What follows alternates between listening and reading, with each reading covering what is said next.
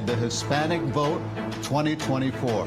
I'm Elliot Rodriguez from CBS News Miami, and tonight I'm at Florida International University for this town hall, which we have been working on very hard with our news partners at the Miami Herald, El Nuevo Herald, Univision 23, and South Florida's WLRN. We're excited about this event, and we have some people here gathered at Florida International University who are very eager to delve into the issues focusing on the Hispanic vote in this election year. I'd like to start out by introducing our distinguished panelists. We have 5 panelists who are going to help me out here. First, starting with former GOP congressional candidate Irina Vilariño. She is a businesswoman. Her family owns the Las Vegas Cuban cuisine restaurants and employ some 300 people, close to that amount. We have Democratic strategist Jose Parra. He is a partner with global strategic communications advisory firm FGS Global. Jose has served as senior advisor to former Democratic Senate Majority Leader Harry Reid. Political science professor Eduardo Gamarra from FIU is here. He's done extensive polling of Hispanic voters in the United States. Radio host Ninosca Perez Castellón. She is the host of Ninosca en La Poderosa and is a longtime voice of Cuban exiles in South Florida. Finally joining us, Democratic pollster Fernand Amandi. He is managing partner of Bendixson and Amandi, a Miami-based public opinion research and strategic communications consulting firm. Now here's a look at the strength and importance of the Hispanic vote as we get started here going into the election. At a national level, the Pew Research Center says that Hispanic voters represent 50% of the total growth in eligible voters between 2020 and now. Hispanic voters are projected to account for 14.7% of all eligible voters in November, which is a new high. And in Florida, 22% of eligible voters are Hispanic. And we're going to start our conversation talking about the southern border, which is an issue that many point to as the most important issue facing the country right now. It isn't in the survey that FIU did with Hispanics, but it is something that's very concerning to Hispanics. So that's where I want to start out. FIU's Jack D. Gordon Institute for Public Policy conducted a Hispanic public opinion survey asking this question: what is the principal threat to the national security of the United States? While the majority, 17% surveyed, said they don't know, the second largest percentage of people, 11.5%, said it's an open border and immigrants not being vetted. So with that in mind, let me ask the first question, and I would like to ask this question to Professor Gamarra. The FIU survey found that the number one issue for Hispanics this election cycle is inflation and the economy. No big surprise there, right? But when asked what is the biggest national security threat facing the country, Hispanics in this survey said it's the southern border and immigration. That, I must say, I found a bit surprising, being the son of immigrants who came to this country seeking a better life in the United States, because many of the respondents are themselves people who came across the border. How do you explain this fear immigrants have of fellow immigrants, Professor? It's a very interesting question, and one that we've really grappled with, because one would assume, right, that that immigrants would be really in favor of bringing their relatives and so on and so forth. But what we're explaining it from the perspective of kind of a sociological concept, right? We're calling it the ladder approach to, and it's somewhat along the following lines: that there's this perception among those who are here that the boat is full, and will the last person please pull up the ladder, right? And what we're finding increasingly, both in polls and in other more qualitative kinds of studies, is this deep distinction between those who are here and who have been here for a while and those who are arriving. And it isn't a new phenomenon. For example, we found it during the Mariel boat lift. I worked during the Mariel boat lift with Marielitos, and we found it in terms of trying to relocate Marielitos into Miami. And there was this enormous rejection of Marielitos because they had come with this enormous stigma from Cuba, and they were re-stigmatized when they came here. That's what's happening in the United States today. And so we find, a phenomena like a former president coming to the most Hispanic city in the United States and essentially announcing the massive deportation of undocumented aliens. He called them something else, but the whole issue is that that was a very well-received idea. Many of the people in the audience were probably Marielitos, were probably at some point in their lives, at least when they came across the border, undocumented.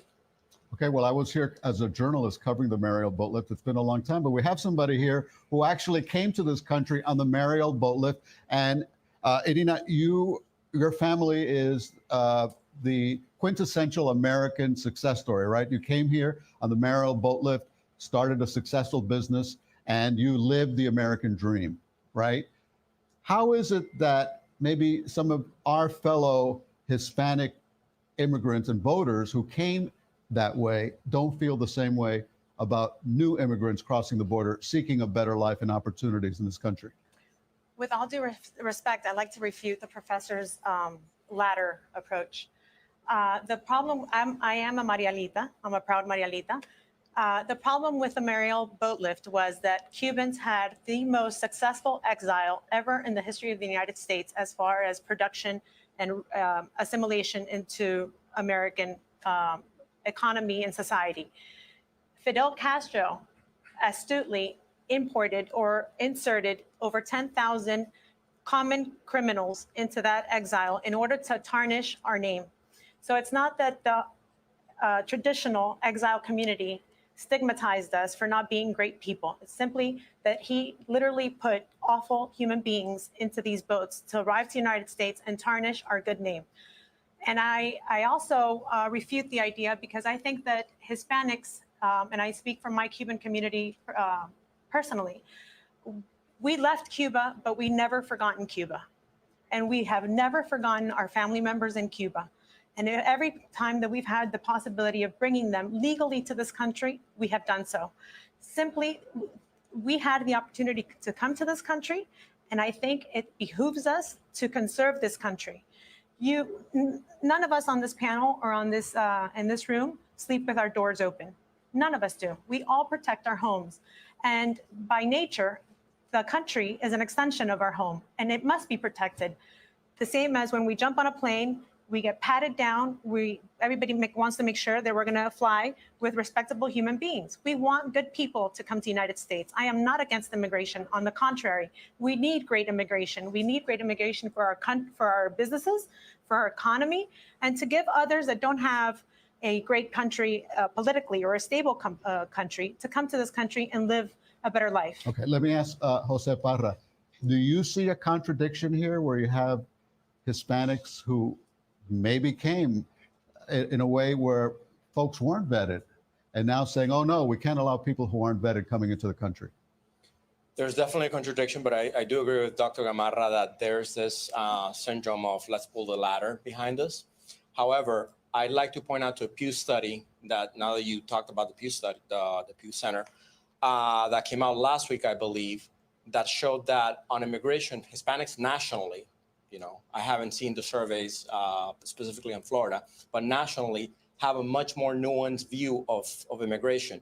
While 75% do feel that there's a crisis at the southern border, when you look at enforcement-only proposals, they tend to disagree less with that. Only a third of Hispanics agree with enforcement-only proposals compared to 55% of the population. When you ask them about other solutions, such as putting more judges at the border, putting more asylum personnel that can process the applications and get these cases through the door much faster, they agree with that. And so it's a question also of the perception that people are seeing at the border. The other problem is the perception of crime, that there has been a demonizing effect from certain quarters with these immigrants, saying that they bring crime to the country, when actually they're 60% less likely to commit a crime than native-born Americans. So all these effects, I think, have had a point to hurt the view of Hispanics with current immigrants. But I don't think it's something that it's unsurmountable when you look at it from the national Yeah, there level. is a feeling that Hispanics are being demonized, that immigrants are being demonized, and we're going to delve into more of that. But right now we have a question from Jenny Padura from Univision 23. Jenny? Hi, Elliot. Good evening, everyone, and thank you for being here. So let's continue talking about that because recently the mayor of Hialeah said that the city is facing a real challenge due to the amount of migrants arriving to the city in terms of resources. So how do you guys think the crisis at the border is going to impact the Hispanic vote specifically in this election? Ninoska, you want to take a crack at that? Well, I think getting back to the effect of the latter, I think that as a Cuban, for us, migration has been every time that a group has come, like when the 94 crisis, they were taken to Guantanamo and then they were vetted. When there were 10,000 Cubans stranded all over the world and I was in the foundation and we brought them in, my proudest moment was at the White House when we signed for a document that we were responsible for their care, for their health insurance, and for settling them. And what is happening now is that you see cities like New York and veterans are protesting because they're not getting the treatment they should, or the same putting migrants in school. And people are scared. The other day I was watching the New Hampshire primary, and there's this lady saying that the reason she's not voting for Biden is the border. And I said, how many immigrants are in New Hampshire? She says, because of the fentanyl crisis and the addiction. It's certainly an issue all over the So country. it is an issue. But getting back to the fact that a city like Hialeah, 425,000 Cubans have crossed the border alone. In 2 years. In 8 years of Cubans arriving from Cuba right after the revolution, it was only 250,000. That gives you an idea of how difficult it is right now for any city. Because with Mariel, people didn't want them here because there were a lot of crimes, because as Irina said, they were criminals that Castro had sent over. So a lot of them were sent out of the state to camps. A lot of them ended up in prison. But in the end, people were scared because there was crime. Let me get Fernand to chime in. This is such a big issue nationwide, the southern border. And what light is this painting Hispanics in this country, immigrants? Well, it's not a question of how it's painting Hispanics, Elliot. It's how it's painting the Republican Party that has now definitively, before the eyes of the world, shown their cynicism on this issue of immigration. A lot of the rhetoric, some of which we've heard up on the stage, echoed by the Republican Party platform on solving the crisis at the border, doing something about immigration.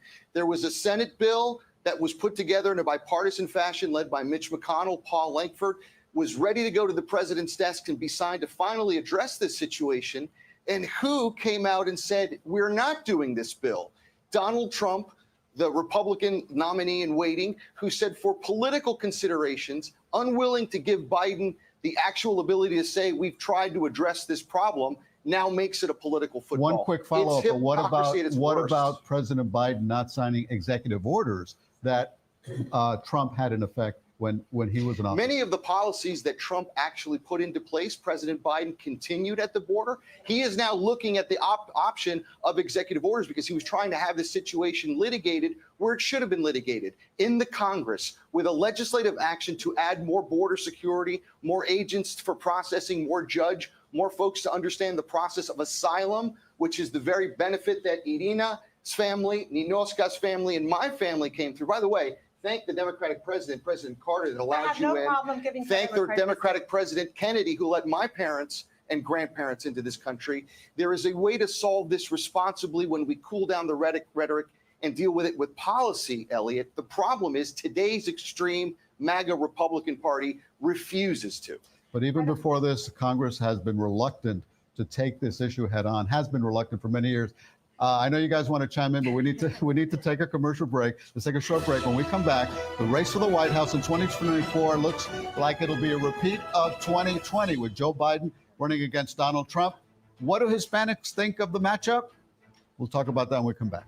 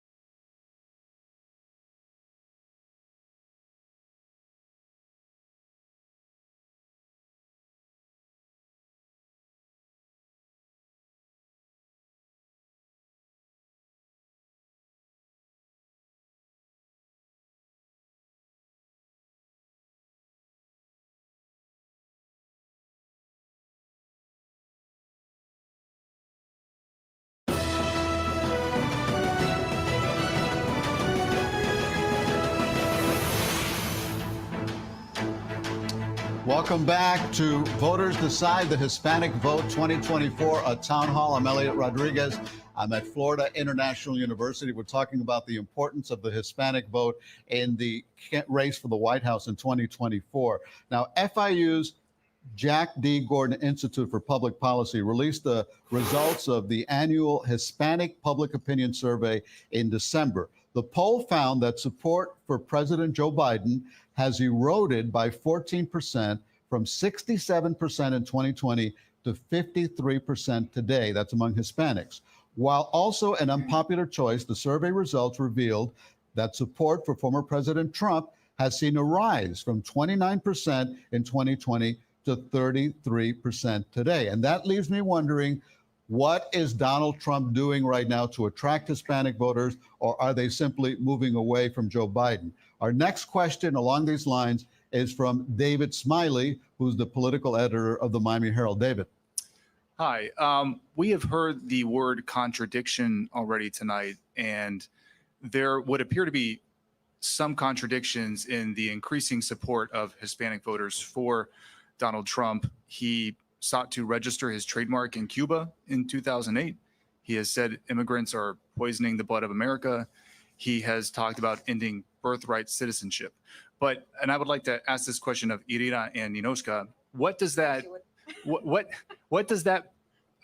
perspective miss about what Trump is doing to increase support with Hispanic voters? And what does it misunderstand about the idea that Hispanic voters would recoil at some of those controversial positions? Thank you, David, for your question. First of all, I'd like to make something clear. I'm not here for Donald Trump. I'm here for my daughter. My daughter, because when we got to this country, we literally came with the clothes we were wearing, Elliot, and we came a family of 7. My daughter's an only child, reared by a single mother. I work, my family and I have worked in a very difficult business where 9 out of 10 restaurants fail yearly. Donald Trump can say whatever he wants. I'm not here to represent Donald Trump. I'm here to represent the policies that have been effective for this country. Whether I agree with every word that comes out of his mouth or I don't is irrelevant. But we want policies that are practical and policies that bring stability, economic stability, political stability, social stability. We see it in schools. We see it at our border. We're seeing it around the world. The world is on fire, and this president is not cutting it. Inoska? I'll tell you one of the reasons that Trump has so much support, and it's precisely the Democratic Party that's demonizing him and the media. The 2008 question on Cuba, let me tell you what happened. In 2008, Trump wrote, and it's in the Miami Herald, one of the best articles as to why people should not invest in Cuba. He said that his partners in Europe had asked him to join in the casino magic and invest in Cuba for the future. And the reasons that he stated why he would not were the best that anybody has ever written, because of the way workers were treated, because of violations of human rights. And that's in the Herald and the Wall Street Journal. What happened? Everybody came out saying, oh, he wants to invest in Cuba. And it was a lie. It was a lie because we brought Trump to Miami at that time. And that's precisely exactly what he said in that article. He said it. And this is what people are tired of. You talk about rhetoric, but Obama deported more people than Trump will ever dream of doing. And when you talk about the plan to arrange the border, what's happening? 5,000 people a day. That's the solution. 5,000 people a Let me day. ask Jose What Parra. country or Jose, city I need can to handle get that? Jose in here. Jose, are you concerned about this movement of support from Joe Biden to Donald Trump at this point by Hispanic voters? Well, before I get there, I want to correct a couple of things. One, you mentioned the fentanyl crisis. Do you know what percent of I mentioned what a voter said in New Hampshire. Well, What a voter said yeah, in but New that Hampshire. implies that immigrants are bringing fentanyl into the country. And they're not? 86% Where does of people fentanyl were come in through? Americans, Uh-huh. native-born Americans who brought it. 0.02% Uh-huh. were immigrants. Well, the border is open and fentanyl is Well, coming in. number two, you're complaining about the people coming into this country.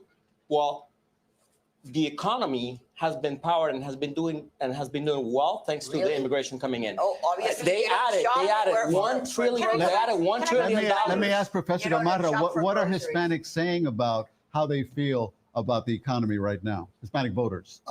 That's a very good question because while in the surveys we are finding, yes, the concern is over inflation, right? And over the economy. And that's really what every American is saying. Every survey says that, and it doesn't really matter. Fernand can tell you the same. Really, any survey, anywhere, it's usually the economy, right? But I think when you contrast that, and this is really I think a serious, perhaps disconnection that the Democrats have had over the last few years. In fact, there's a very good article today in The Economist. The Economist says that the U.S. has an extraordinary economy, okay? Extraordinary compared to the rest of the world. We have the lowest inflation, the highest growth rate, the lowest unemployment rate. We have really an economy that most people would love to have. There's been a tremendous disconnect, however, between what those numbers tell you and the perception among people, and largely because, as Ninoska said, and more so in Florida, Ninoska, than anywhere else, right? Because the inflation numbers for the rest of the United States are lower than they are in Florida, okay? And one of the things that you have here is what is driving high prices in Florida? I think we have an audience question. Absolutely. A March 5th Miami Herald article that quoted a poll done by the re-election campaign of Miami-Dade Mayor Danielle Levine Cava by EMC Research specified that Donald Trump now leads Joe Biden, or rather Joe Biden leads Donald Trump by just 11 points, or perhaps it was the other way within Miami-Dade County. Now, many of us know in this audience that voter registration mildly favors Democrats within the county.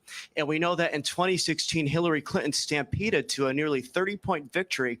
But in 2020, whether it was in suburban neighborhoods like Kendall and Coral Gables, or areas like Durrell and Hialeah, where there's really high rates of Obamacare numbers, that voter registration, that the results presidentially completely changed. Democratic votes collapsed by just 7,000, stagnated, but over 200,000 new voters turned out for Donald Trump. So within that context, this recent poll suggested that Donald Trump leads Joe Biden by 10 points among non-Cuban Hispanics and by 41 points among Cubans. So with all of your knowledge and your expertise, what rifts do you see between Cuban and non-Cuban Hispanics, and what do you think Democrats could do to combat the inroads that Republicans have made in the county presidentially and down ballot? Thank you very much. Fernand, you want to take a stab at Yeah, that? sure. As a Democrat, it pains me to say that the gains that have been made by the Republicans are because the Democrats are absent from the playing field. They have abandoned Florida for the most part. I don't say that with glee. I don't say that with happiness. Our firm showed that in 2018, Florida and South Florida was likely to be the one area in one state resistant to the national blue wave, which we saw happen because of the lack of a Democratic engagement effort. That pattern continued in 2020. The big secret is the Biden campaign did not invest in Florida. It was really only an investment at the 11th hour by Michael Bloomberg that created any sense of a campaign. And this time around, the Biden campaign, I believe, is going to, at this point at least, not engage again in Florida unless in the summer, polling shows that the race has become closer, more competitive, and I don't necessarily blame him this time around. Biden showed and proved that he can win without the state of Florida, and this election, it is more important than Joe Biden and Donald Trump. This election is about two things. It's about whether or not this 247-year experiment in representative democracy continues, or if we go the way of an authoritarian day one dictator, which are the words not of me, but of Donald Trump, out of the words of his own mouth 3 times. I will be a day one dictator. You better believe it. All right, we're going to delve into that a little more. But right now, we're going to take another break. And as we mentioned at the beginning of the town hall, pocketbook issues like inflation and the economy are top of mind among Hispanic voters. We'll take a closer look at the role the economy will play in presidential politics.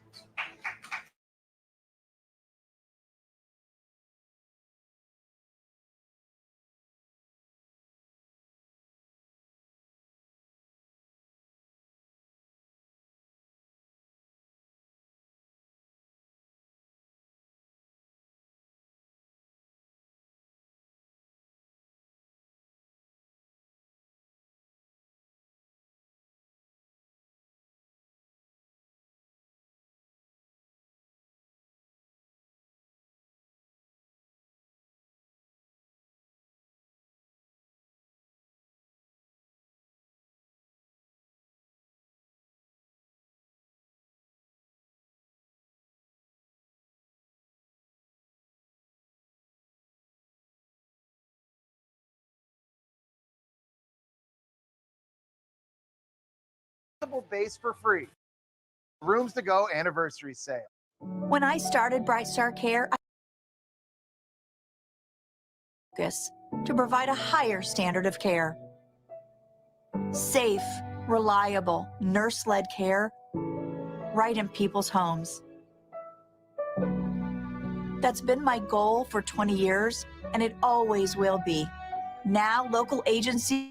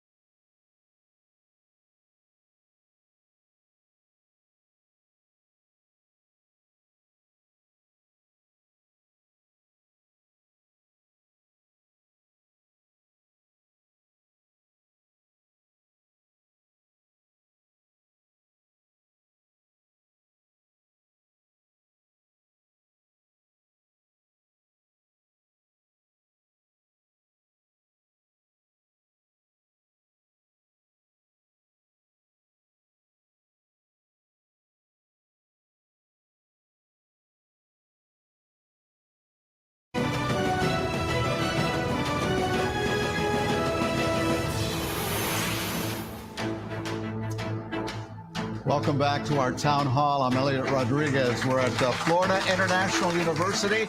Our crowd is very lively tonight, and we appreciate that. Our conversation is also getting lively. Let me reintroduce our panelists, our 5 panelists joining me tonight. Our former GOP congressional candidate, Irina Vilariño. We got the Enya in there. Democratic strategist, Jose Parra. Political science professor, Eduardo Gamarra from FIU. Radio host, Ninosca Perez Castellon. And Democratic pollster, Fernand Amandi. Now, according to FIU's Jack D. Gordon Institute for Public Policy's Hispanic Public Opinion Survey, the most important problems facing the United States today are inflation and the cost of living at nearly 20%, followed by the economy and poverty at 16.6%. And that leads me to the next question. I'd like to ask Jose Parra this question. While economic indicators have been on the upswing in recent months, we cannot deny that, we had some bad news this week. The Consumer Price Index was up nearly 0.5 percentage point. That was mostly due to the cost of gas and housing. Hispanics are feeling these high prices, and many of them feel Donald Trump did a better job of handling the economy.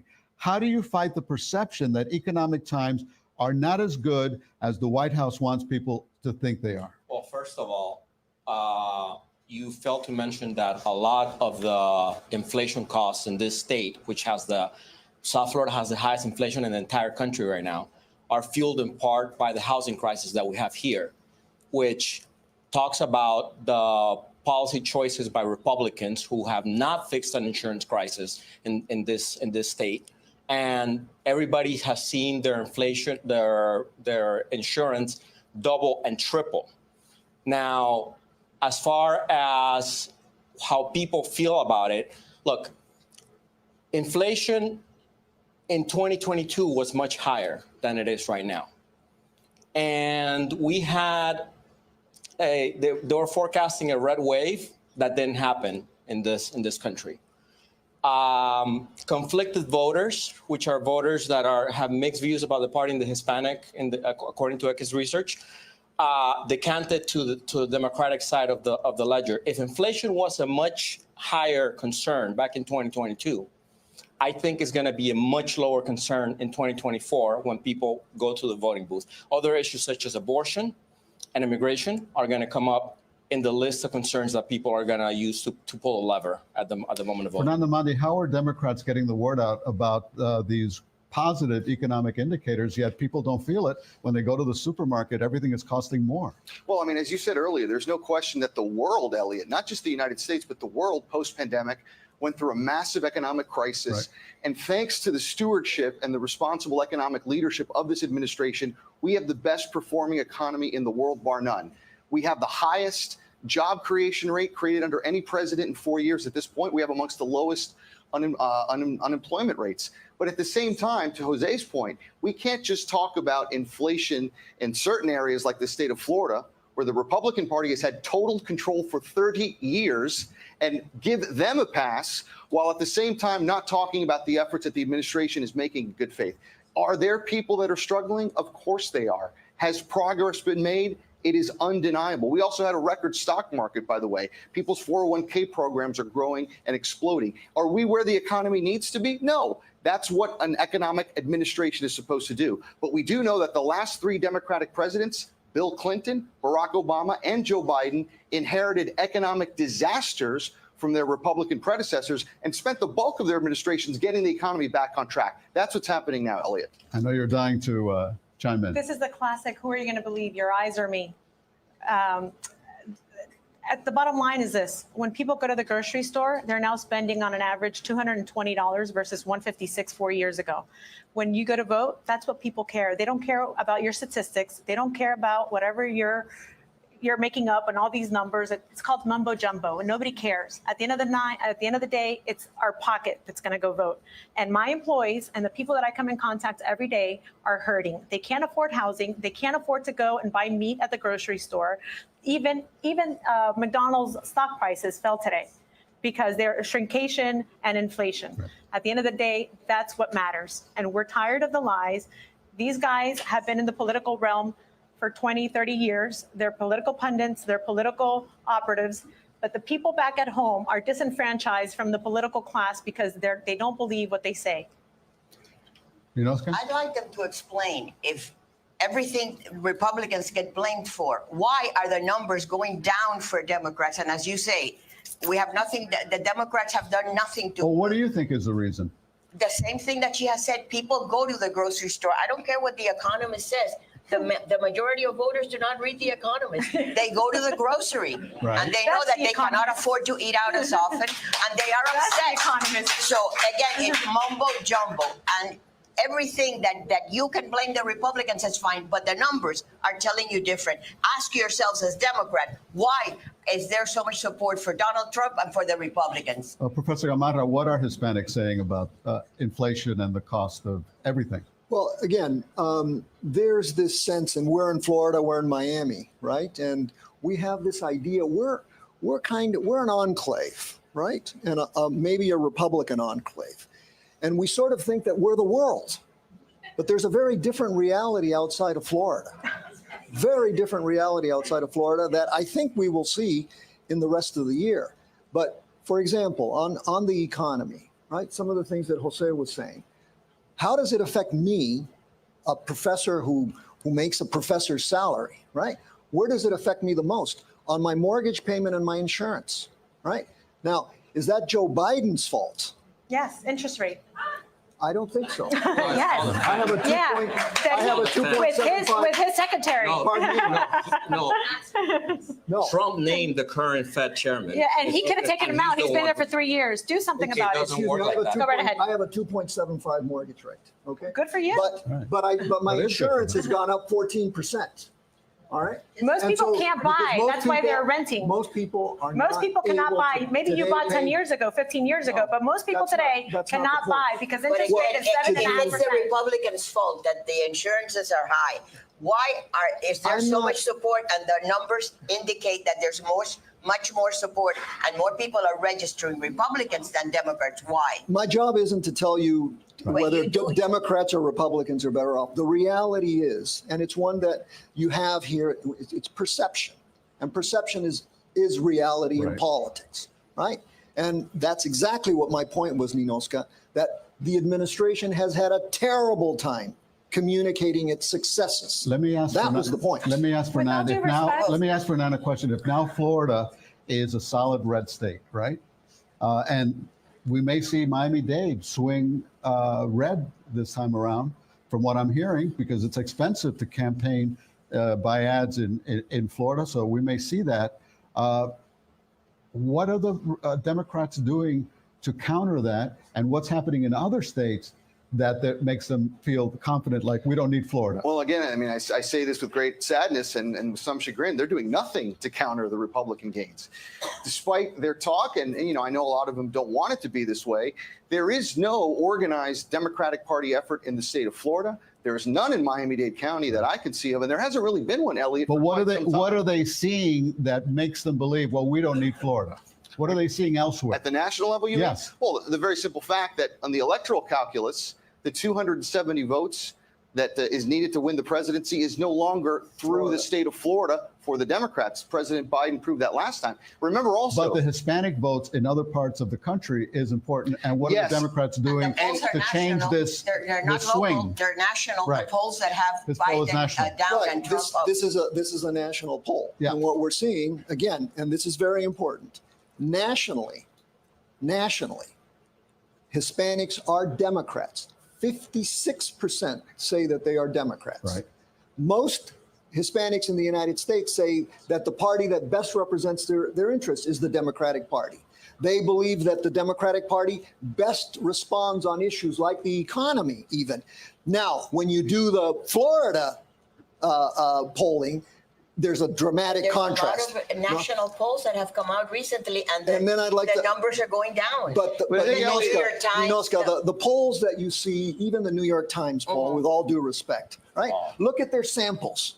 Their samples are about 100 people nationally, and they're making these bold claims nationally. and Professor right? Lamar, if I could, to your question, Elliot, in states like Nevada, Arizona, where the Hispanic vote has proven decisive, we're also going to see that play out in the key battleground states. What used to be a geographically confined vote in the Hispanic vote is now a national vote. The growth of the Hispanic electorate nationally has been so large, they're now in virtually every state. And they're going to prove decisive again in Michigan, in Pennsylvania, even in Wisconsin, there are Hispanic voters, Elliot. And in these contests that are decided by less than 1 or 2 percentage points, that is where I think you see the Democratic Party correctly focusing on the Hispanic electorate. Professor Gamarra is exactly right.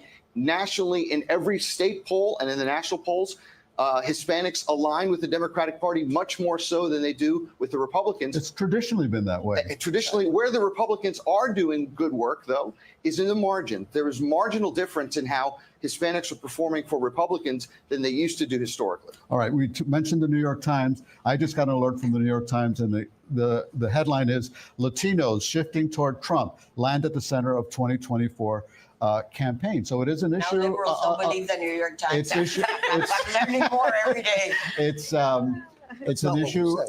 That's fine. that goes beyond the borders of Florida. Could it be, and you and I, Ninoska, spoke recently, we talked about the concern about Joe Biden's age. Is this an issue, Professor, that came up in the survey? Not specifically the age issue, but we did ask 2 questions. Would you like President Trump to be the candidate? And would you like Joe Biden to be the candidate? On both sides, Democratic Latinos and Latinos who are Republicans said, no, this is really an interesting disconnect. In both cases, they don't want these 2 men to be running against each other. And so here, it's interesting because they're Democrats, the majority of them, but they don't like their candidate, right? Now, let me ask you, because I was in Hialeah last week, and I could not help but notice, and I interviewed many Trump supporters, notably Mayor Steve Bovo, and he showed me his big sign that they're going to put on Palm Avenue because they're so excited about Donald Trump. But then at the same time, everywhere I looked, I saw Obamacare signs, and we know that the zip codes. We're Republican, but not stupid. Come on. The zip codes that have the most Obamacare enrollees in the entire country come from Hialeah. How do you explain that? Ferdinand said something earlier, and he said, that thanks to Jimmy Carter, his policies, I'm in this country, and he's right. But this is no longer the Democratic Party of Jimmy Carter, or JFK Jr., or even Bill Clinton, albeit his sexual scandals. This is a radicalized party of Bernie Sanders, the Sandinista, and AOC.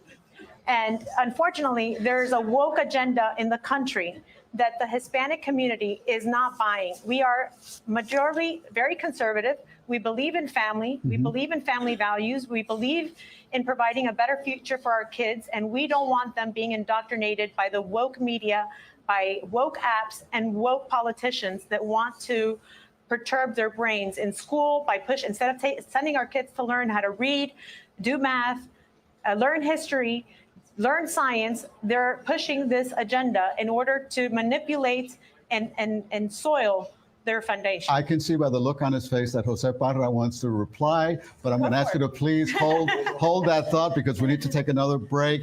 And I want to say this, the words socialist and communist evoke strong emotions in people who have left countries with those political systems in place. Next, we'll look at how the use of those words has impacted elections in the past.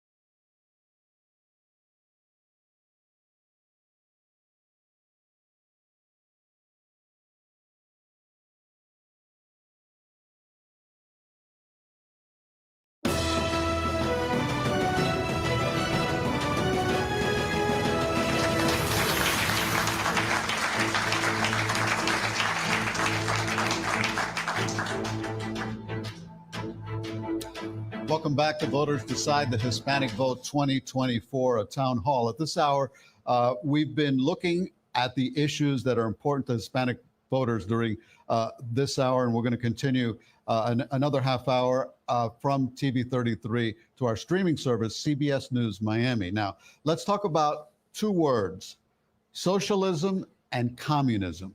Rhetoric has been tossed around that all Democrats are socialists. We've been seeing where making that association has caused concerns for Hispanic voters, and where it's been used effectively to win elections left me wondering, where was the response to those accusations? Why didn't somebody come out and clear the record? I didn't hear it in the last congressional election. So let's get a question on that issue from Sergio Bustos, Vice President of News at South Florida WLRN. Sergio.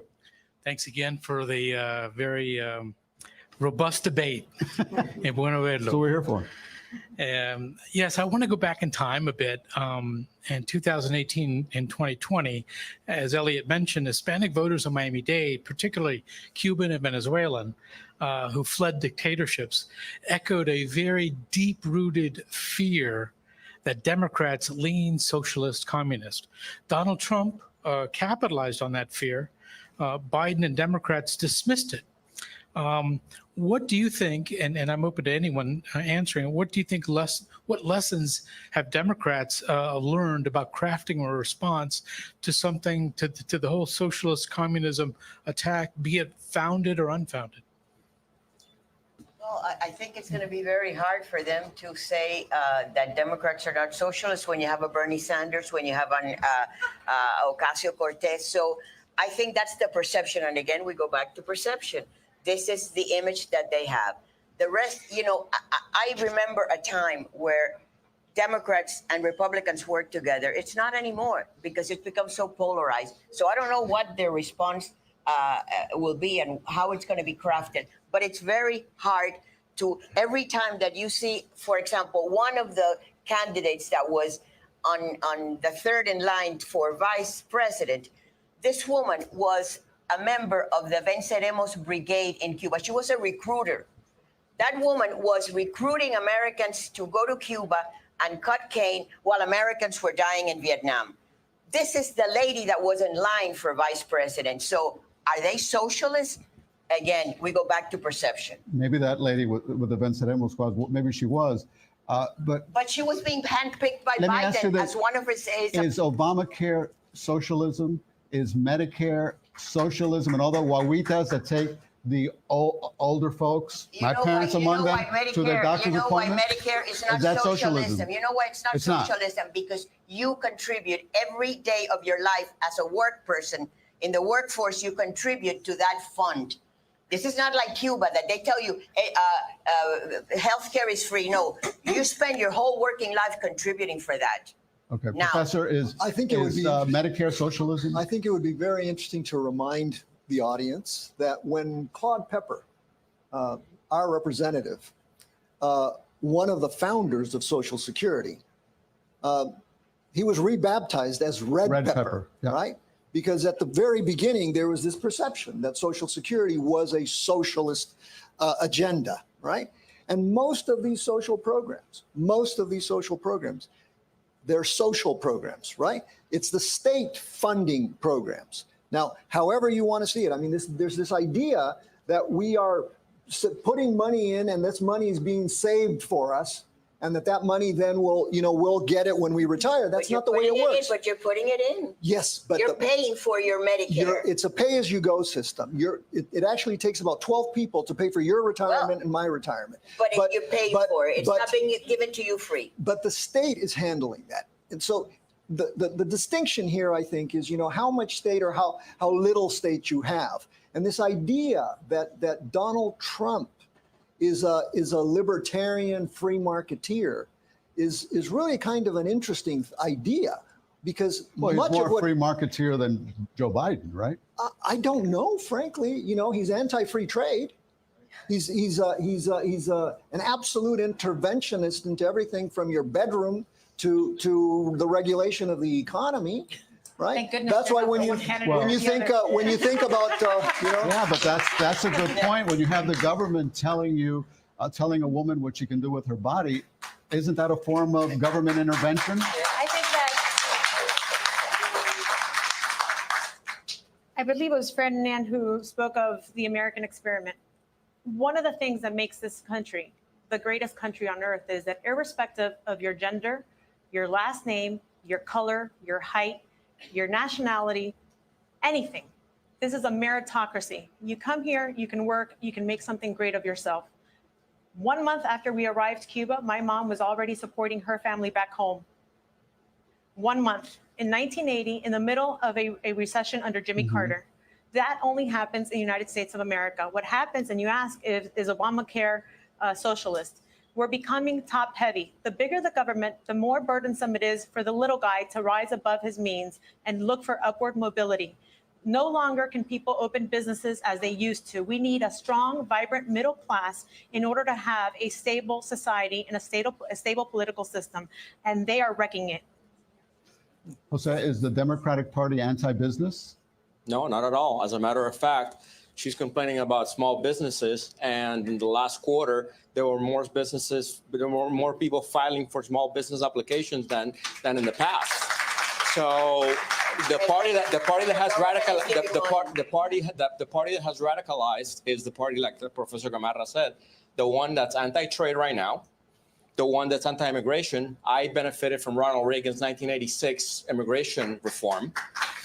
The party that doesn't believe that the United States should play a role in foreign affairs, and who has a candidate who attacks NATO and encourages Putin to do whatever the hell they want with them. That's the Republican Party of today.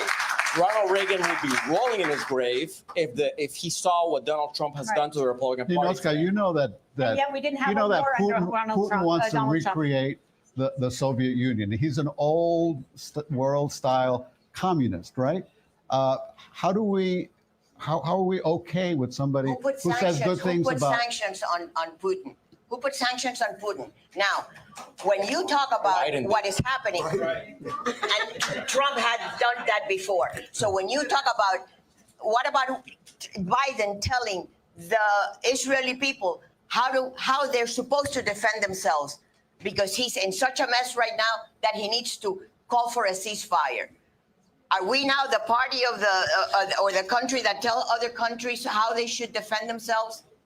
Because he has a lot of protests from Palestinians. Professor, That's what's happening. The Democrats, I'm sorry, they only react, and they react attacking others. That's what people are so upset with Democrats. But, you know, I find it very interesting, Elliot, as you know, I'm Bolivian, right? And you're Cuban, and we have people from different places here. And as a Bolivian, I tend to look at the world from what happened to Bolivia in the last 20 years. Evo Morales became president, who has a great relationship with Putin. Venezuelans, Maduro has a wonderful relationship with Putin, right? Diaz-Canel has a beautiful relationship with Putin. And who else has a beautiful relationship with Putin? Donald Trump. Excuse so me, we have, excuse me. you know, I think we have to see it. Trump has, and again, I'm not here to defend Trump, but he has not come out to defend Putin. But Yes, he has. I don't know about If I may, Elliot, he stood in Helsinki, Finland, right next. Wait a minute. Somebody here said, "Who are you going to believe, me or your ears?" No. I'm going to listen believe. this. What about when Obama? The mic was open and Medvedev said, "Give me some time." Obama said, "And I can be more flexible after Well, because elections." he was Tell going- Putin that. Who said that? Obama, not Trump. Trump stood in Helsinki, Finland, and said, "I believe you more than I believe the CIA and my intelligence service." Well, maybe he knew something. You forgot. No, but again, Convenient. I'm not here to I heard defend that. I Trump. heard that with my ears. My father was a political prisoner in Cuba, right? And he would always, he always admired some of the qualities Fidel had. Now, did he admire Fidel? Absolutely not. Right. But he admires some of his quality. But you cannot disregard the fact that this man led a country for 60 years and had the huge populace and the population were enamored with his tactics. Now, What? yes. Yes. No, I don't Explain admire that. that I don't- at all. I don't- No. There's nothing to admire about a totalitarian. No, I am not. who Listen, you're not going to represses school people. me on not And admiring there's nothing to Fidel. You admire, are by not the way. going to. You are not going to excuse me. school me You're on not not gonna school admiring me either. Fidel. I'm also a Cuban Okay. exile whose family had political prisoners as well. Fabulous, but So you're let's not going to school play me. the game of who's more You're not going to turn it patriotic around than on me. anyone else, No, there are right? things that people do that whether you like them or not, they do them well. And that's simply what I'm stating. What do you And- say? but- What about when Donald Trump said he was in love with Kim Jong-un, the communist Oh, give me dictator a of North break. Korea? Give me a break. Everything Love Trump letter. does. There was, Because listen, it's not there was, true. What they about when he stopped the praised Hitler the other rocket day? testing. They Hitler has stopped done the some rocket good testing. things. The proof is in the pudding. They stopped the rocket testing, and we didn't have a war in Ukraine, and we're not sending our money to Russia or Or to Iran. Ukrainians. Okay? So, you know, That's what and happened. let me tell you something else about why people are upset with Democrats. We have a dictatorship in Cuba. Putin, obviously, and Diaz-Canel are very close. And here is the State Department and the American Embassy in Havana promoting businesses in Cuba. And there is a law in the United States as the embargo.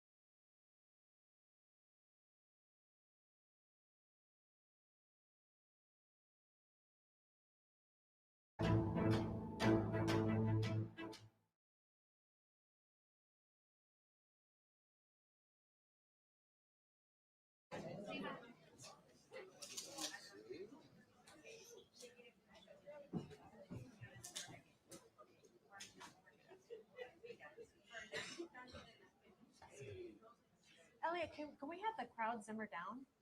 It seems like a pep rally sometimes. Sorry, but I just think that we should be, in order not to get rally up. Have more- I'm sorry. Okay, welcome back to Voters Decide, the say the Hispanic same. Vote 2024 Town Hall. I'm Elliot Rodriguez from CBS News Miami. You're watching us now on our CBS News Miami streaming platform. You can also watch us on miamiherald.com and WLRN.org. So we have a very lively discussion here. We're talking about the Hispanic vote. What I'm gathering here is that on a national level, Democrats are saying we don't need Florida. Joe Biden didn't need Florida in 2020, doesn't need Florida in 2024. Florida is a red state, folks, and there is a possibility that Miami-Dade County could go red this year. And I've been around for a long time, and I don't remember that happening in a presidential election in a while. But we're going to talk more about that. Let me reintroduce our panelists, our 5 panelists. Our former Republican congressional candidate, Irina Villarino, Democratic strategist, Jose Parra, political science professor, Eduardo Gamarra from FIU, radio host, Inosca Perez Castellon, and Democratic poster, Fernand Amandi. We also have several journalists joining us this evening, and we have Jenny Padura from Univision 23. We have David Smiley, the political editor of the Miami Herald. Go ahead, David. As we stand today, abortion may or may not be on the ballot in Florida. How does that influence Hispanic voters in Miami-Dade County and Florida, if at all? Well, look, I think this is an issue that Hispanics have shown that they're very interested in. And at least according to the polling I've done, both in Miami-Dade and in Florida, Hispanics, despite their personal reservations that they may have about whether or not they personally want to engage in the procedure or not, they do not feel that the government should dictate that decision. That's why overwhelmingly Hispanics are in favor of restoring Roe versus Wade. They're in favor of this constitutional amendment. I think if it's on the ballot, I think it will pass. I think it will pass overwhelmingly, and I think it'll pass with a majority support of Hispanics, both in Miami-Dade and Hispanics across the state. Professor, what did the survey find as far as how Hispanics feel about the abortion issue? Pretty much what Fernand said, but I think there's an important caveat that needs to be mentioned. We were very concerned about misinformation or disinformation. In other words, purposive information aimed at changing a particular point of view. And what we found, for example, is we asked the question, what percentage of abortions are conducted after 12 weeks? Because a lot of the messaging, particularly from one side of the political spectrum, has been that you can abort until the time of birth, right? Yet, when we asked Hispanics this nationwide, right, very few knew that only 1% of abortions actually happen after 12 weeks. And so when you have this overwhelming messaging that you can abort until the day in which the child is supposed to be born, that creates a different dynamic, right? And that's where I think, many of the things that we're trying to get our grip around is how disinformation affects the way in which Hispanics vote. Oh, Well, let me say something. People not necessarily know that poll or those results, but they're looking at Democrats protesting all over, saying that they want to be able to have an abortion until the 9th month. And that's what stays on their mind. When you see people protesting, they don't want anybody to tell them when they can have the abortion. And that's again, it goes back to perception. It's not about disinformation. But is that really? It's about that if they don't know the facts, nobody's telling them the contrary. Is that really fair? Is that really fair that Democrats want abortion until 9 months? I'm saying when you see a protest of women asking for abortion, saying that it's their body and they can have it up to the 9 months, who tells them that they can't do different? Can you name the protest? All right, we have another question, guys, from Jenny Padura from Univision. Jenny. And this, I would like Professor Gamarra's input. Hispanic voters have historically been less likely to turn out than other demographic groups, in part because of a significant portion is younger than eligible voters overall. What do you think is going to motivate them to vote this November? Motivate young voters. Young voters. Right. Boy, that's a really tough question to answer because one of the things that we find, and at the university, for example, students you think that they're motivated. They register to vote, but then when election time comes, we don't see that turnout that we'd like to see. And this is sort of happening nationally. But I think there are issues, and Fernand, correct me if I'm wrong, there are issues that tend to mobilize younger voters more. Abortion may be one of them, right? And we know from 2022 that there was a larger turnout in certain areas, in areas where abortion was on the ballot, where younger people tended to turn out more.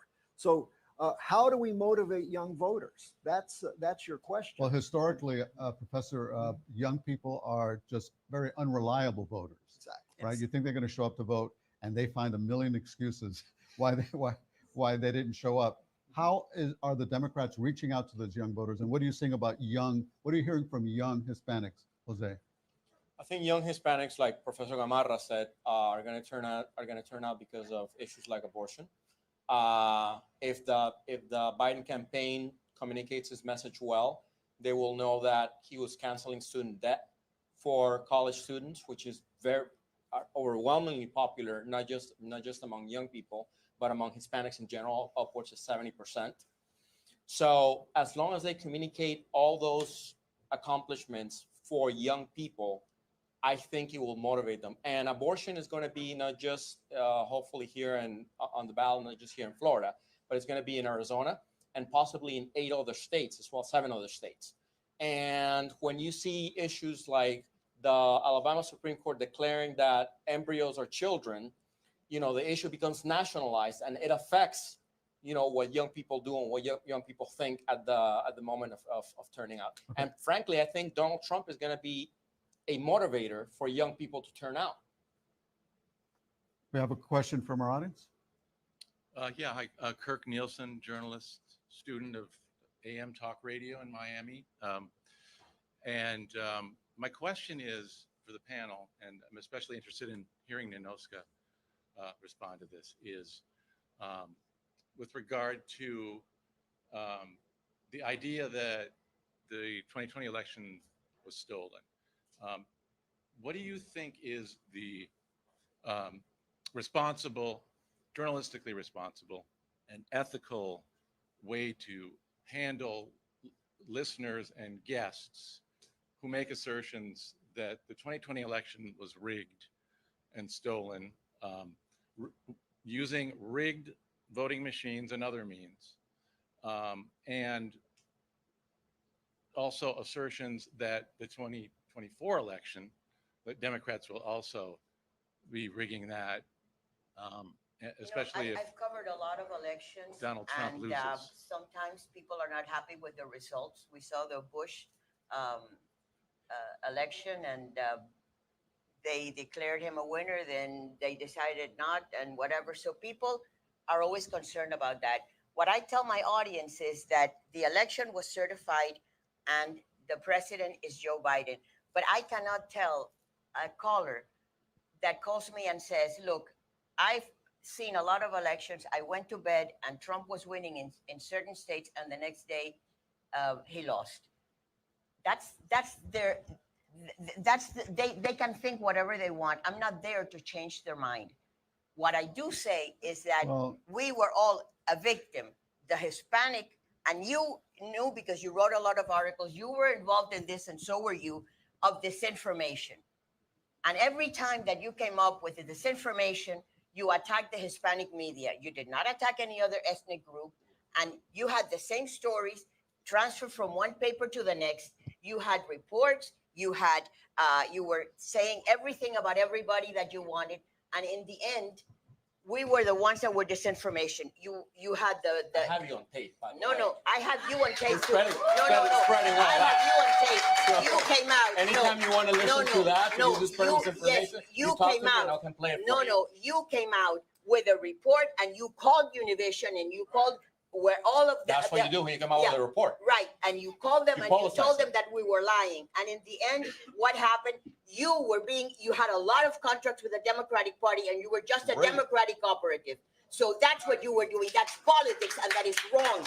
You were trying to discredit a whole community because you were doing your Democratic. I'm racist against Hispanics. Okay, that's fresh. But against conservatives, yes. Oh, please. Against people who spread misinformation, I do have problems. So what about Hunter Biden laptop? What about Hillary's report on Russia? Please. There's a video on YouTube. And we're the ones that are the misinformation. Come on. There's a video on YouTube, and I urge all the Democrats in this room, and there are plenty, to watch it. Joe Biden denying the results of 2016. Jimmy Carter denying the results of 2016. Denying the results. What do you mean denying the results? Denying, saying that it was an illegitimate election, that he was an illegitimate president. Hillary Clinton, no less than 5 times, came out. Hakeem Jeffries, Democratic leader. But Hillary conceded. Jerry Nader. Hillary conceded to Trump. He conceded. Because I was in New York. She had to concede. She had to concede, and But then Donald she Trump went on never and kept conceded. on saying that it was interference, it was Russian collusion. Then we had the John Durham report. No, it did not. And the John Durham report was a testament that it was all bogus. It was all hearsay, and they had no evidence to go on. But they, like your former boss, tell a lie 100 times and it becomes a truth. It was still a lie. But can we all be in The agreement? dossier was a lie. We But- had John can't- Lewis, Dianne Feinstein, Marcia Fudge, Hillary Clinton, Sheila, whatever, Barbara Lee, Debbie Wasserman Schultz, Doing what? all claiming that the election was fraud, that it was fraudulent, that there was election interference. Because of Russian meddling. Right, and they had no proof. No, But they were put The there- saying that intelligence Trump's community election did was They prove rigged. that No, the they did Russians did meddle in the No, they election did of not. The Durham 2016. report, which was an independent No, counsel, the Durham report it said that there was no false. collusion, allegedly. Allegedly. Allegedly. Yeah. between- But Hillary between them. sold the But idea that of the that Russians collusion. interfered Can with we- the election, they did. Can't we Yeah. all be in agreement that misinformation, disinformation, 100%. conspiracy theories, whether it comes from the left or from the right, Very is damaging. dangerous? And damaging, yes. It's dangerous. I agree. But you know what? And It's we more should all dangerous. do- It's more dangerous when it becomes a game for a party. It Yes. becomes a game for the Democratic Party to cancel the conservatives and to attack them and to discredit them. That's when it becomes dangerous. And you're saying the other side doesn't do that?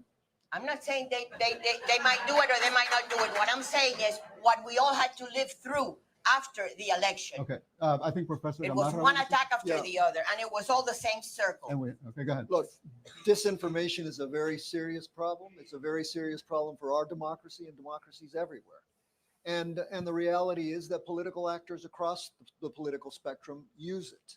But in recent times, what the evidence shows us and what the survey we did shows us, we tried to measure it, Ninoska. We measured it, for example, with vaccines, right? Right? Vaccines, and the disinformation on vaccines is enormous. And what we found out. I've seen Yeah. it, by the way. And what we found, for example, is that, when you ask the question, are vaccines effective to prevent hospitalization, disease, and so on? 70% of Hispanics across the nation agree with that, but 30% don't, right? Because maybe And when you then- get a vaccine, you're not supposed to get the disease. Well, excuse me, but. That's what a vaccine is but- for. It's excuse to me. innocuate No, you. but It's to inoculate but- you but against what Isn't I- that in every poll that you take, isn't there a certain amount of people No, that think yes, differently? correct. But what I'm trying to tell you is that there is a group, I mean, a it's very people. active group, which is essentially denying that vaccines are good. And we're talking about, we didn't say COVID, we said vaccines in general. You're alluding so- to COVID. No, I'm You not. were. We're saying, We No, all get but vaccinated. again, My it's daughter was like we happen to have a vaccinated. measles. We have the infection danger of a this year, measles right? outbreak right now Yeah. because some parents don't Because want to of vaccinate illegal their kids. immigration primarily. They're bringing it No, through the Yes, they have. no, Yes, they no. have. We have it in a school in Broward County where they had, 5, I think, measles cases. And you have the Surgeon General of the state of Florida discouraging parents from getting their kids vaccinated to have a measles outbreak that hasn't happened over 100 years. And by the way, Elliot, if illegal immigrants are bringing it in, let me just say something about Latin America eradicated measles. All right? And so if they're coming here, they're already Immunized. vaccinated. Sergio Bustos has a I'm question. sure they got the vaccination. Again, a very Amongst robust debate. education and other things. The Hispanic vote, and I don't want to rain on the parade here, but in every election I've covered going back to the late 1980s. I'm sorry, we can't hear you. Yeah. Oh, Talking to the mic. you get okay. I'm sorry. Again, I don't want to rain on the Hispanic vote parade, but the Hispanic vote in every election I've covered, going back to the late 1980s, is touted as crucial, important.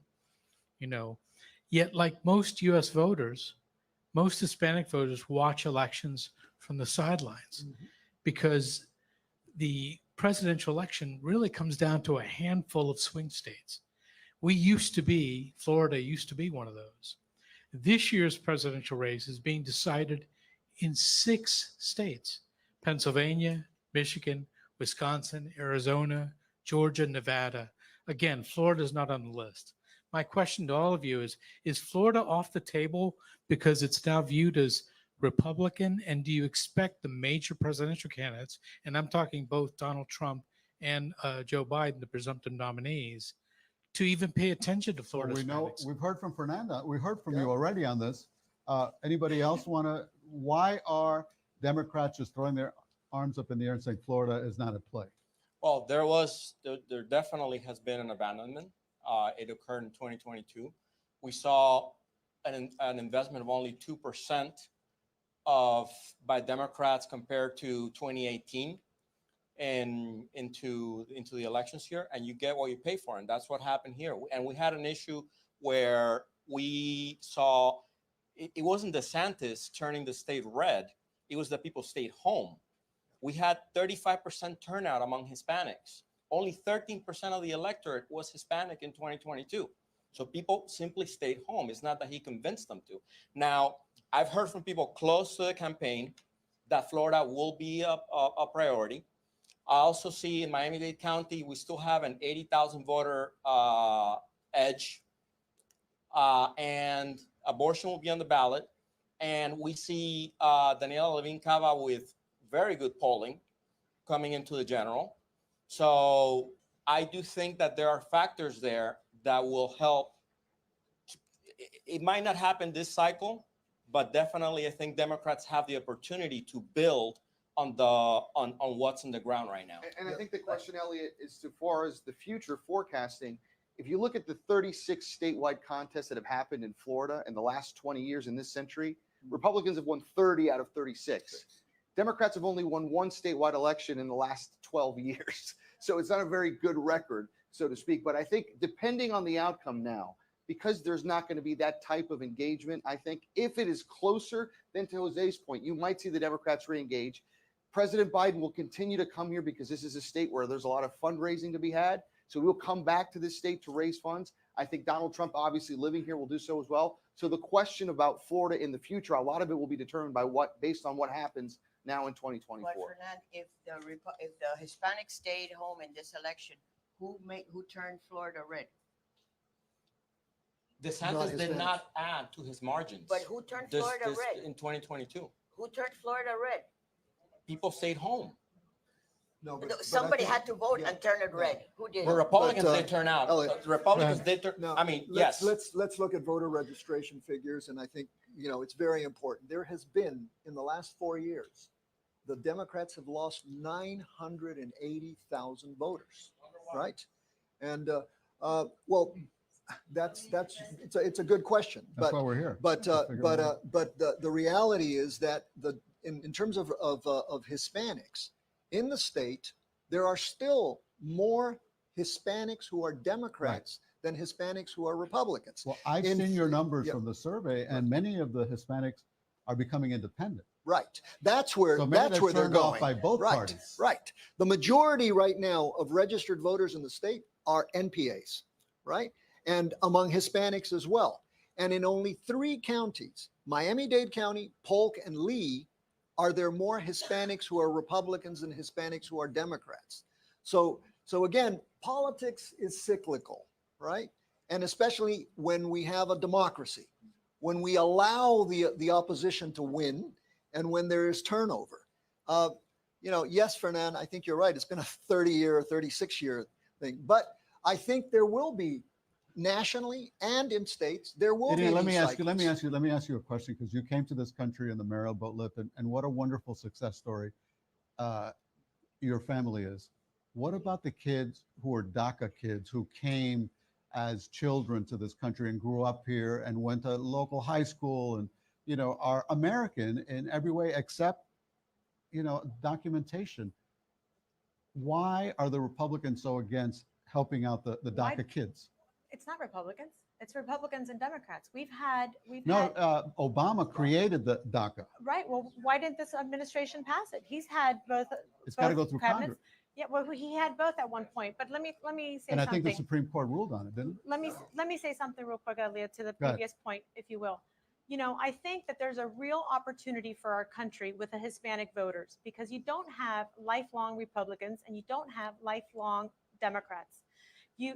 Our representatives are going to really have to work hard and convince our Hispanic voters. And I think there's a real opportunity for our country to do better on both parties.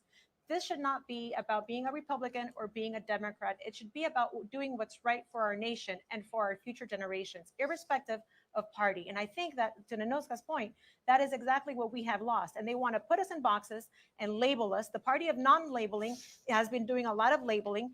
And I think that we need to eradicate those labels and hyphenations and not vote because I'm Cuban, I'm going to vote Republican. No, because they're going to take me for granted. I am going to vote for the better candidate, irrespective of who they are. Are the Democrats the only ones doing labeling, Jose? I think the answer is clear on that. The whole socialism thing, I think is. But what is- about is a talking great about the example. people Well, crossing the proof is border important. and Yes, and poisoning our And to blood? the border point that the professor said, we're not just getting Latin Americans. We're getting Asians. We're getting Caribbeans. We're getting a whole Well, host don't they of have the immigrants right that are not of- being vetted. Don't they have the right have a shot at the American Legally, dream? Yes, if they correctly. go through the legal, Yes. if they show up at the border and they say, I'm here, I want to make a case And so the for person that's back staying at their here. house, the person that's back in their countries, whether they're in Ukraine or they're in another nation and they're waiting patiently for their papers to show up in order to come in a plane and come here. Listen, I didn't come in a plane. I came in a boat, and I understand the process. I am a political prisoner, or the daughter of a political prisoner. I Right. am a political exile. So one thing is to come to the United States when you're being persecuted for political purposes, and another thing is when you're coming for economic expediency. That's a very There's a interesting- difference. So what if you're leaving the country that has the highest murder rate in the world and you want a better life? Well, you know what? Vote in a Bukele. Elliot, because I think it's a very interesting thing, because again, I work with Marielitos, and I was one of those who was vetting Marielitos, right? And that was my very first job, as a matter of fact. Let me tell you something, that Marielitos did not come to the United States legally. They were legalized when they got here, which is the same thing that happens, what Elliot was saying. You arrive at the border, you turn yourself into an immigration authority, they give you parole or they give you a date to show up if you're claiming asylum. That gives them legal status in the United States. But Marielitos So didn't technically- have them for years.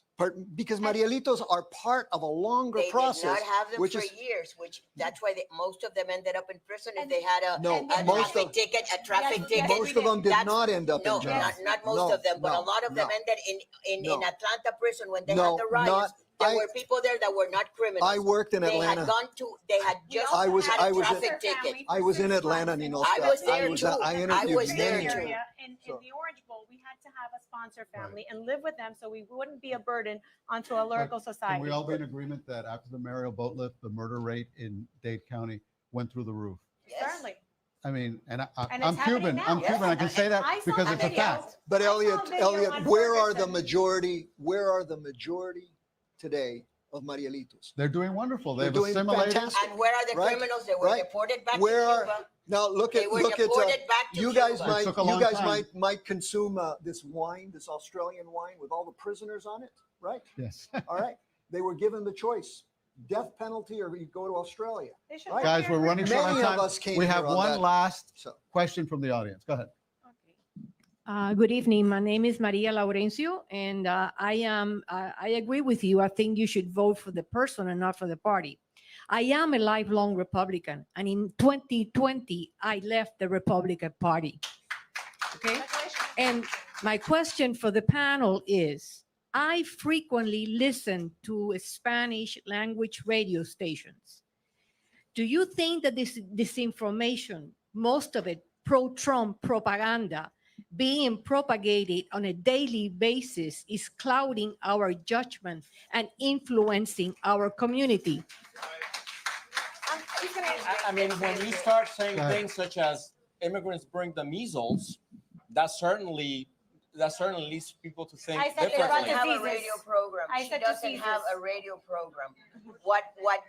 But she's in a forum where that information spreads into What the forum? public. What form? She This lives forum. in a And I have the free right to my opinion, as do country. She you. That's lives And in not a you're your free not- personal country. opinion. You don't have the come- facts behind you. No, and you worked for Harry Reid, who spread numerous lies, and they sold it, and he himself admitted that if he would say it 100 times, it became true. So you're not going to school me on facts. Oh, No. please. Oh, No, please. no, and now you listen to the Oh, radio. please. You know what? It's like Your all of fake a sudden outrage is in this astounding. community, It gives me nowhere a else in the world, there was a reporter for Hispanic disinformation, conservative Hispanic disinformation, because I say something on the radio, does that mean that it's gonna radicalize some grandmother like that reporter was saying? Well, you forgot January 6th. Please, You forgot January you 6th. are labeling us as You stupid. forgot Hispanics are January 6th. stupid because they get confused. A lot of people showed you up are at the labeling Capitol on Hispanic- January 6th No. because of the lies that they heard that the election had been No, stolen. they went there because Please. they wanted to go there. Nobody told them to go there. Nobody told them to go there. Trump stole the election as well. Listen, I don't know we about have- radicalizing, but I will say that you do have an important voice in this community. You've had it for a Yes. long time. And I have been a responsible person for ages in this community with a microphone in my hand. But to label this community that because they listen to the radio, they're stupid and they get convinced of what they have to say, it's racism. That's what it is. Do we not All have? right, guys, Do we have? we got to wrap up. I'm told we got to wrap up. We're out of time. Okay. Let me thank MSNBC. our panelists who still want to keep going, but unfortunately we have run out of time. Irina Vilariño, Jose Parra, Eduardo Gamarra, Ninosca Perez, Fernanda Mandi, thank you. Thank you. Thank you very much. Thank you. To my journalist colleagues, Jenny Palura from Univision, David Smiley from the Miami Herald, Sergio Bustos from WLRN, thank you very much. And to our viewers, thank you very much. I'll see you on CBS News Miami. Good night.